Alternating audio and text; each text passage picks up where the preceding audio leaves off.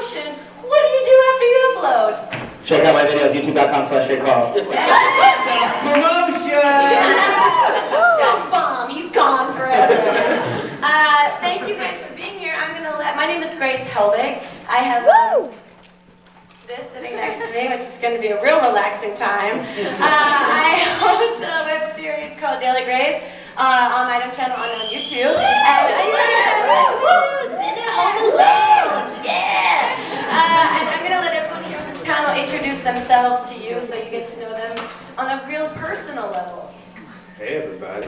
Oh my God. Hey girlfriend. Probably the deepest I've ever talked. Hi, I'm Andre. Andre Meadows. My YouTube channel is BlackNerdComedy. I do rants about. Racist. It's not racist as much as it is. My new channel is African American Nerd Comedy.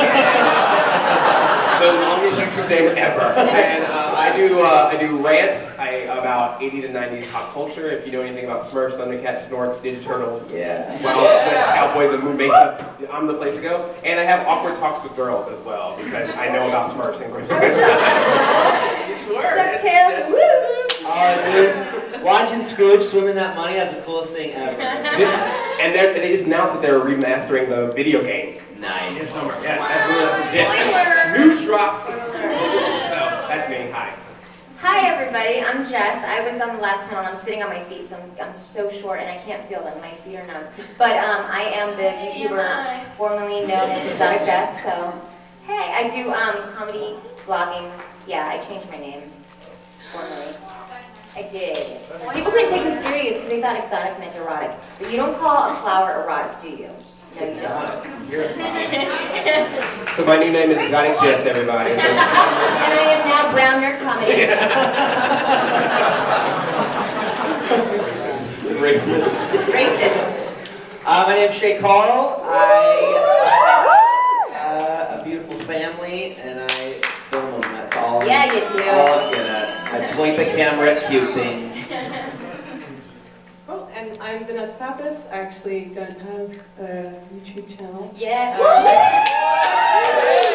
Normal Thanks person. to these guys, but I actually work for YouTube. I run audience development at a group called Next Lab. Well, thank you guys for being here, and thank all of you guys for being here. We're going to learn a whole lot. So I'm just looking at the notes from the previous panel. Thumbs up and comments. Awesome! We're going to talk about that too. So the first thing I want to ask for all the content creators here is, what is your exact process after you upload a video? What do? You go eat some french fries? You go think about your choices in life? I think about the choices I've made in my life. Yeah. I promote right away. What do you guys do? Well, I think one thing that I remember hearing that is very key is they call it social media for a reason.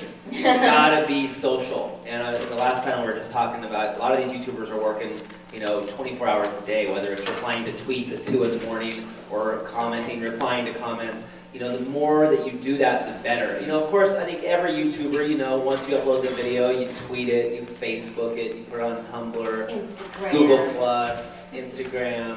And one thing that's important to do, which maybe a lot of people don't know, is there's a term called day parting your video, where if you interact with the video throughout the day, because you know how in your feed, if somebody comments or likes a video that you're subscribed to, it'll pop up on your feed like, so-and-so liked this video.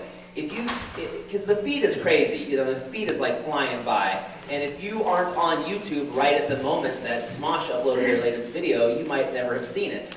But if Smosh will, the Fine Brothers, for instance, are really good at this. I saw they're commenting for the first 2 hours, and if you go back to your video every hour and reply to a few comments, those comments are going to pop up into your feed. So if you upload a video, if you don't market it, you're kind of you're wasting all that work you did. You guys, I don't know if you saw the last Devin Supertramp video I was in with the giant rope swing. Devin has a crew of 4 people that stay up for 48 hours emailing his video to every blog, radio station, any social media websites he can find.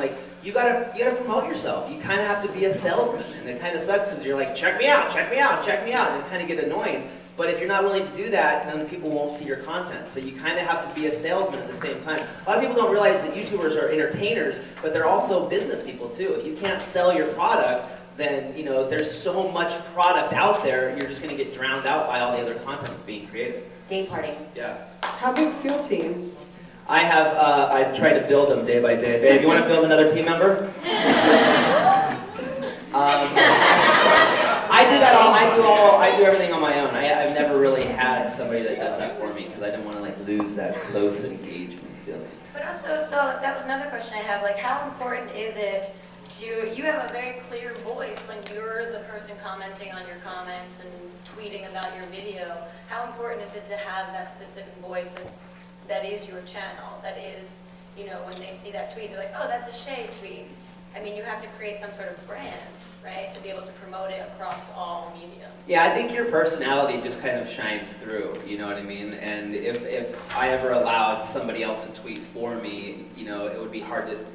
I think people know, they can tell, and I know that and I don't know if this happens as much anymore, but when Twitter really started blowing up, mainstream celebrities, they would have people tweet for them. How lame is that? Except for Shaq. Shaq's tweets Shaq. are awesome. He tweeted, yeah. I were so follow that guy. He's great. And that's what people really want at the end of the day. They just want realness, you know what I mean? People want to relate to each other. And so if you're just like, this is me and this is who I am. That's another tip I tell people when they start YouTube videos is don't think you have to be Shay Carl. You don't have to be loud and crazy and wild. Just be you, because there's a lot of different kind of people out there in the world. And if you're just you, those type of people who like your kind of personality will gravitate towards it. Yeah, be you and don't make fun of Tila Tequila, because you will get hated on. Tila Tequila is a make supported icon in this too. Apparently when I did a parody of her, I got hated. One of the features on YouTube actually really now is when you upload a video, if you've got your Twitter and your Facebook connected, you can actually write the message that goes out with your video. So now it just doesn't go, I uploaded a video, blah, blah, blah. It's you can actually write a personal message in that voice. Wait, is Siri working with Twitter now? That's what it's around. Yes, I am into that technology. Now, Vanessa, coming from the YouTube side, was that a specific thing of being able to let YouTubers promote on all platforms at the same time using their own voice rather than an automated message? Yeah, I think, the idea is just getting your content out there as easy as you can. So the tools, we're constantly trying to evolve those tools to make it easier so that you guys aren't spending 48 hours or around the clock doing all this hard work, taking some of that out of the process. Now, for you guys, as viewers and content creators, how do you stumble upon a video online? Do you follow someone on Twitter and then you click something? Do you follow something on Facebook? Is it just you know the person you want to go watch? Where do you think the majority of your video stumble upon comes from?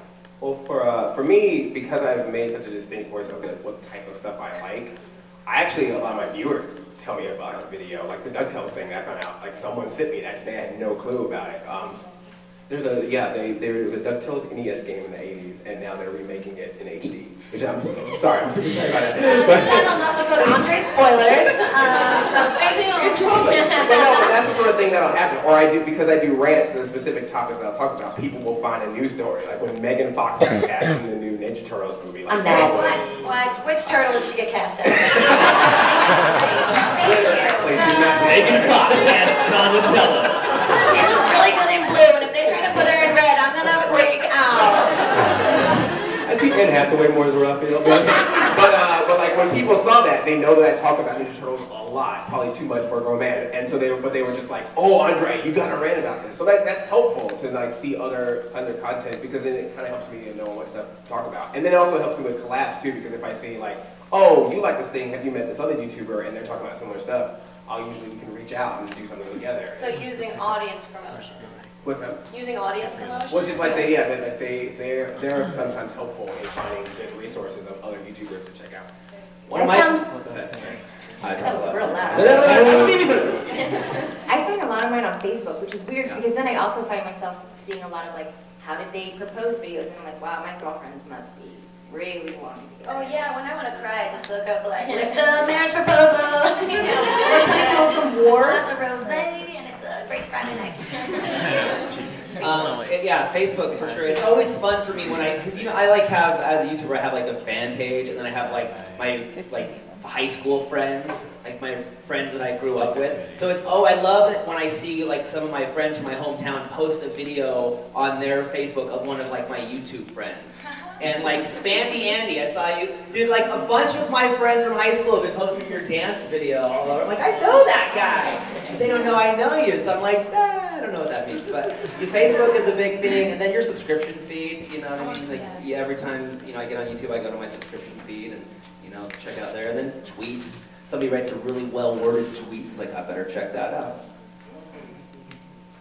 Yeah, that's another thing too that you can't really do anymore. Like, you know, I was like the master of that. Crazy baby, you know, like all these things. It's like, I like caps. I do all caps. I would never know I'm screaming in their face.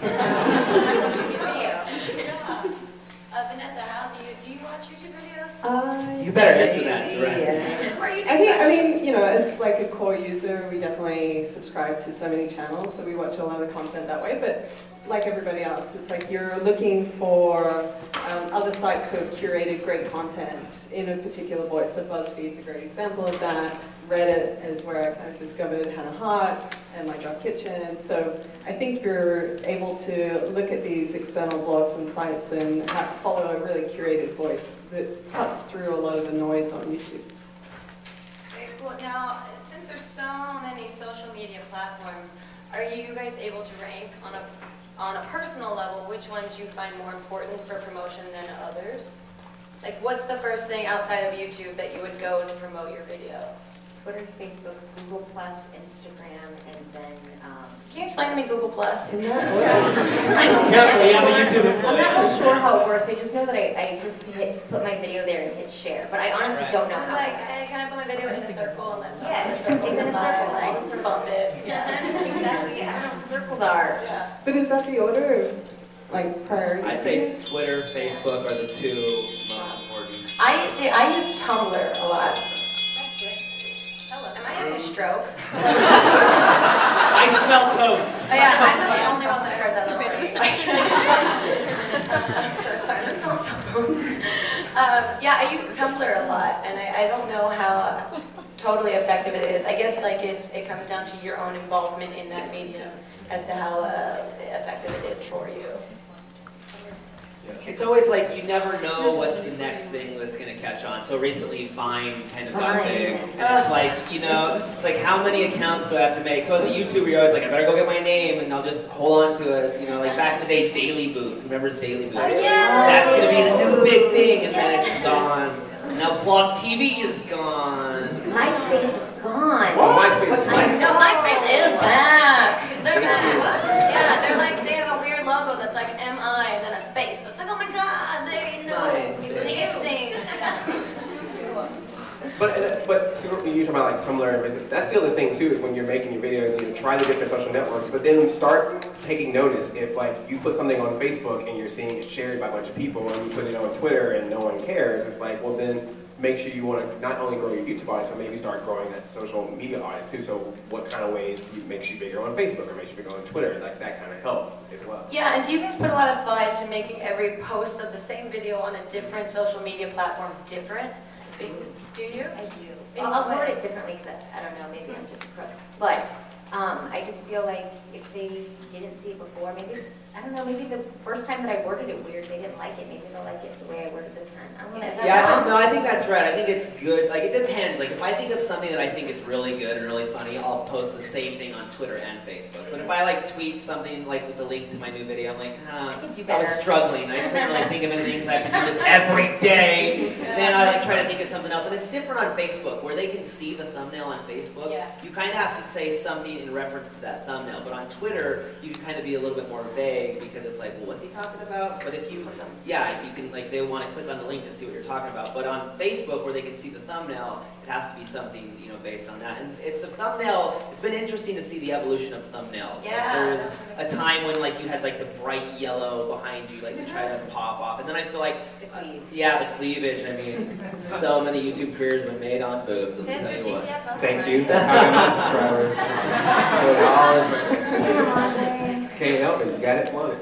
I took my skirt off in the middle of this panel. I am subscribing. So if you want to follow that, at Grace Helbig. No, I mean, yeah, because the thumbnail is a very visual way to get across something in a little short period of time. Like, how do you guys make your own thumbnails? Do you pay close attention to making? Because I don't make thumbnails.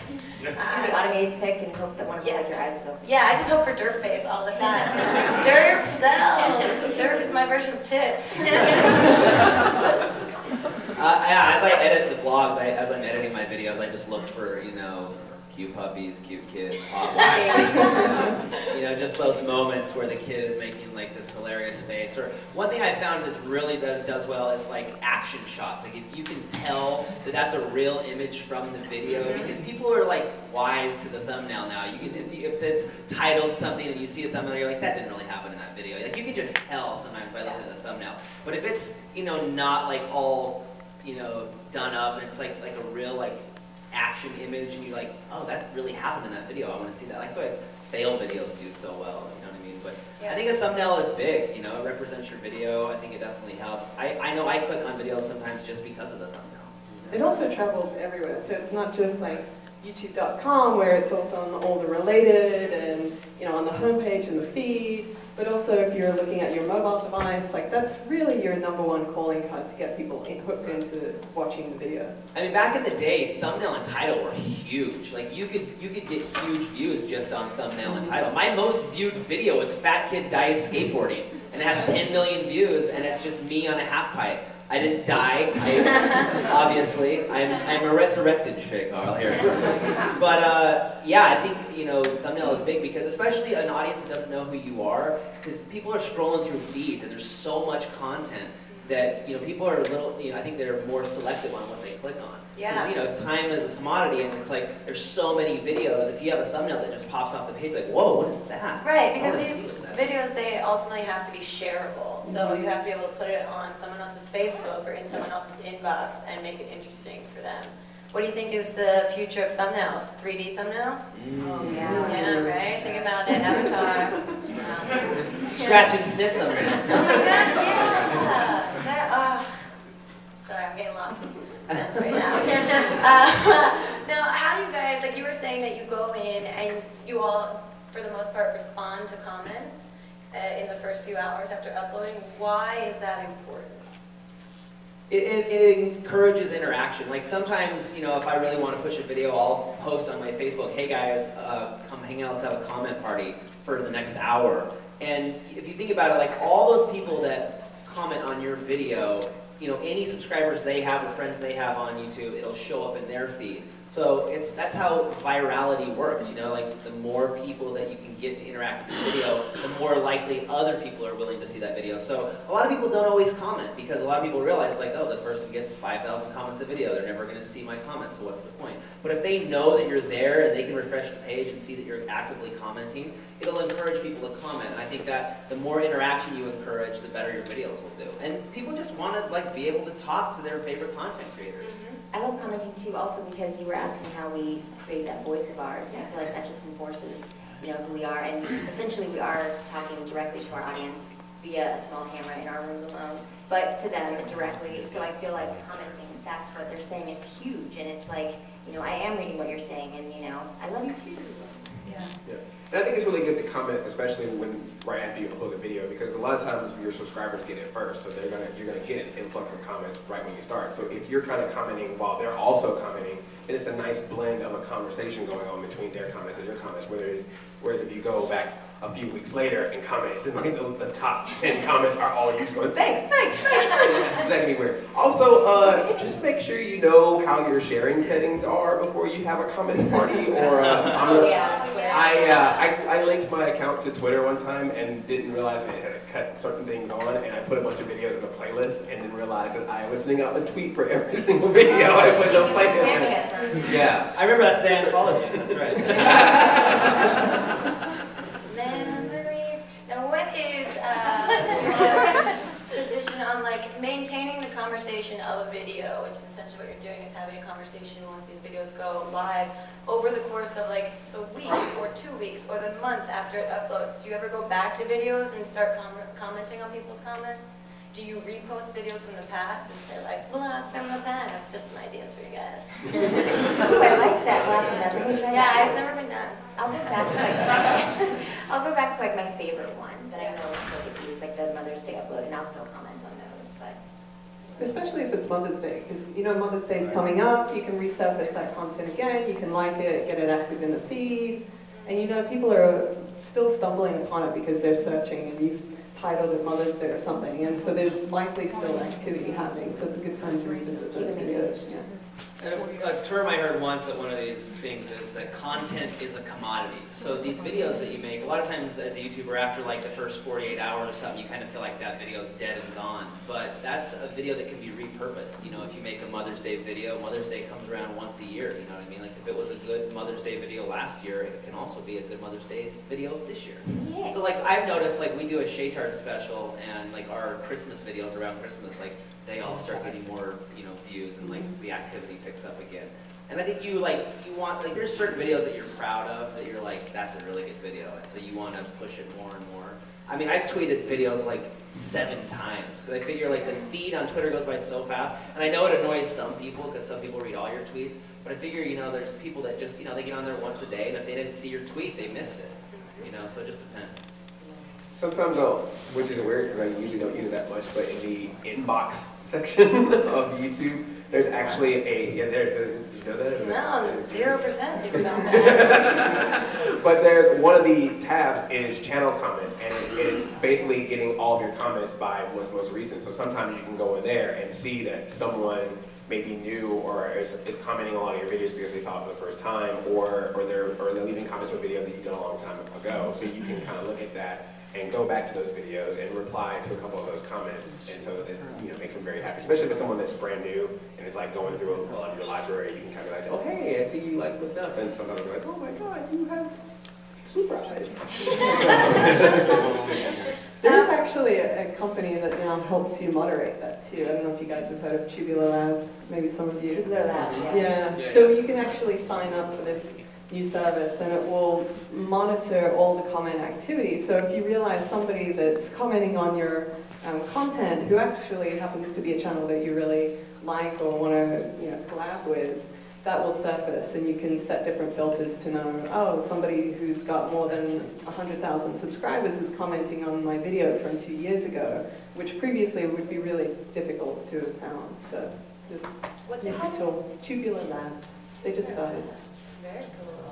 Sounds like an adult play place. So we have like 4 minutes left according to this ticking device. So I'm going to open it up to questions that you guys have. Right there, go right ahead. Yeah. Sure, yeah, make yourself known. So how do you distinguish from being like happy and a like Nazi? Because once you have more subscribers, you kind of have a power when you like something. So how do you distinguish from saying, no, I'm not going to like anything because everybody asked me to like a video, to I'm just going to like everything? And yeah, along with that, do you feel like liking stuff has engaged your audience more? Yeah, that's a tough, because you know, you're kind of at that point a tastemaker, you know what I mean? And you feel like you want to give back and like everybody's videos. But if I like just everybody's videos, people will eventually be like, he just likes everybody's videos. Like, it's annoying. It's inauthentic. Yeah, like if that's why I try to, like, you know, it's sad because people are like, check out this video, like, please tweet it. And I'll watch it, I'm like, it's not that good. If I tweet it, people are like, oh, Shay tweets stupid videos. They should have like, I kind of enjoy this. Yeah, yeah, this was, there should be an button. Yeah, this kept me from thinking about my own mortality for 3 minutes. Thanks. But I think, you know, like, you can almost, like, there's been a lot of times where you find a good video, it's like you want to share it good, and then people, you know, they appreciate you, or they take your opinion at more value if you share something that's, like, really good. That's why, yeah, they trust you, you know, to, like, find and kind of, you're your own content curator, you know what I mean? Like, you find good stuff. So, and like Andre said, you know, people tweet me videos all the time that it's like, oh, that's really good, and you want to, like, be a part of that person's success, you know what I mean? For sure. Go ahead. So, we all know about the subscribers that love to like and love to comment, or maybe even the ones that love to dislike and love to leave hate mail and all that jazz. Well, what's your opinion on subscribers that, like, they may be all about your videos and all about your content, but they're not vocal. They don't comment, they don't like, they may not even subscribe. They just come back to your channel every time you upload. Like, what's your opinion? Do you like it? They're pieces of shit. How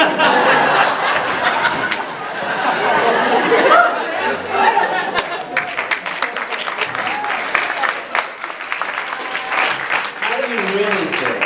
No, they're cool, they're nice, it's fine.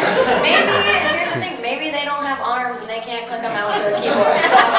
So you have to like be thinking about all the possibilities. No, it's really hard to get people to act on things. It's very, and I think that's what's really important about you guys engaging in conversation is because it's not like an art museum where there's just art on the walls and everyone can walk around and look at the art. There's literally someone standing next to the art and being like, what do you think of this? Oh, you think that? Okay, cool. Thank you for your comment. Like actually engaging them, I think, is what might prompt them to have more interaction with you. What do you guys think? Yeah, I was gonna say, just if you show that you're doing a lot of engagement, because I found that people who, a lot of times people who really like your video are usually the least to comment. They're just like, I love this, great. But the people that hate your stuff will gladly say, oh, you're This thing hated your comment, by the way. worst dislike ever. So, and sometimes as a creator, you feel the urge of like, well, I'm gonna respond back to this hater or whatever. And we actually was on a different panel, we talked about this, where it's like, it's actually better to fully engage more to the positive comments because it shows like that's what you appreciate. These are the people that really like your stuff. And I think as other viewers start to see more and more of that, it makes them feel more like, oh, okay, he responds back, I'll leave a comment, and stuff like that. So that's a good way of showing that you care. I found too that there's some people, a large cross-section of your audience that doesn't know that you can subscribe. We're about to hit 1 million subscribers on Shaytards, and I literally was filming my YouTube channel page saying, look you guys, we're 20,000 subscribers away from hitting 1 million. That's so cool, like you can subscribe here. And then we started a channel for Colette's dad, and I'm like, her dad's gonna go subscribe to my channel right now. And I showed the actual process of clicking the subscribe button. And we got like 10,000 subscribers, which I was sure was just people that would just show up to the Shaytards every day to watch, but didn't know you could subscribe or didn't know that that was a thing. And so just like, it doesn't hurt to ask, you know, like ask. It's amazing the power of asking somebody to do something. I mean, we used to do that with a couple of our networks that we ran, but and that's, I think, the genius of epic rap battles too. It's like you've seen the popularity of that show is just amazing, and it's because the format is so interactive. It really engages with viewers, and it's like, hey, comment, who do you think won? Suggest the next topic, and it gives people that ownership over that show, so that they want to participate, and then you're building your fan base. Who won? Who's next? You decide. Yeah, go ahead. As like relatively, bigger YouTubers, do you use services like AdWords to promote your videos after you upload it, or just let it happen organically? I don't use it. What is that word? I don't know what AdWords are. Should we be using that? Oh. Yeah, and like maybe you know that like when you Google search it, it's like one of the top searches on Google. Yeah, I used to work before I got into YouTube for this guy that made wedding videos. He was a wedding videographer, and he tried to teach me how, he had no idea about the internet, but he tried to teach me about how you can put like buzzwords in the background of your website and have the words match the background color, so you never see the words, but they're all on the site. So if you search for like wedding, so he had the word wedding 1,000 times on the background of his site, but it just looks like a white background. We got no hits. So I thought that was like, we probably weren't using it properly, but it just seemed like a lot of work for not a lot of payoff.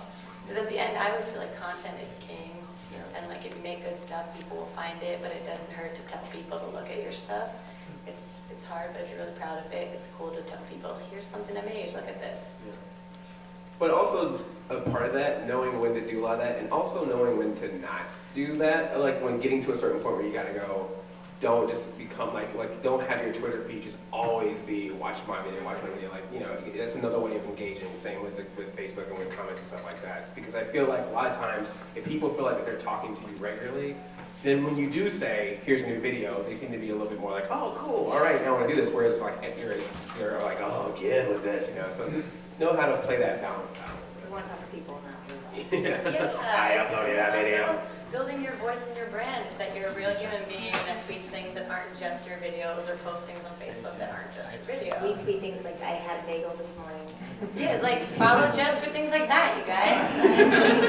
Food diary. It's a real big way to promote yourself. I do that every day. It's horrible. Any other questions? Yeah, go ahead. For like a channel that does, like our channel, we do music and like silly songs. What do you think about like vlogging on a channel that you've started for one specific purpose and then eventually going to doing mainstream, like what your mainstream channel does, so like music and then putting vlogging, would that more confuse viewers, or I guess initially to start, would you just put everything on your main channel? I actually did that. I started doing as characters in green screen, moved over to sketch comedy, moved over to now as like Tuesdays Beauty, Fridays sketch comedy, and I feel like we're our own TV network, so as long as you're telling them, you know, CBS, Mondays you get comedy, and Friday you get dramedy.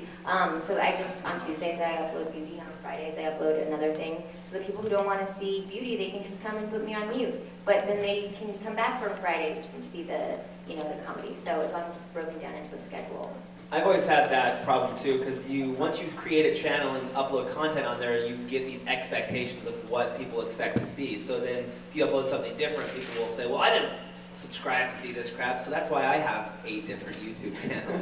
But the Fine Brothers have done a really good job of having totally different formats on the same channel. So it just depends. I always encourage people to vlog, because I feel like the audience wants to get to know the person creating the content. So if you're an artist, you know, I remember I was a huge fan of Green Day when I was a kid. I would love to see Billy Joel vlog, a drunken vlog from Billy Joe Armstrong. You know, so I think you help build that. You know, everybody's not going to watch your vlog, but you're going to kind of build that hardcore fan base of people that see your bagel in the morning. You know, like I like that bagel. I actually feel like the people who watch your vlogs are your hardcore audience. Right. Yeah. They're the people who are going to buy your merchandise and come to your show, buy tickets or iTunes. There's people with money. Yeah. Also, I think don't apologize too if it's something that you want to put on your main channel that might not be what you initially started with. But if it's something that you like doing, I think apologizing shows like, oh, she doesn't really want to do this, or they don't really want to do this, and this is confusing for me. Like, as long as you're like, this is what I'm doing, and like Jess said, you lay it out, you tell them exactly what you're doing, they can either watch it or not. And it's genuine. It comes down to being genuine. Like, I genuinely like the content that I make, so I'm giving you what I like. If you don't like it, then bye-bye. It's a free content for you, so it's cool. So yeah, I agree. I think we're time for a couple more questions, if there's any more questions. Yeah.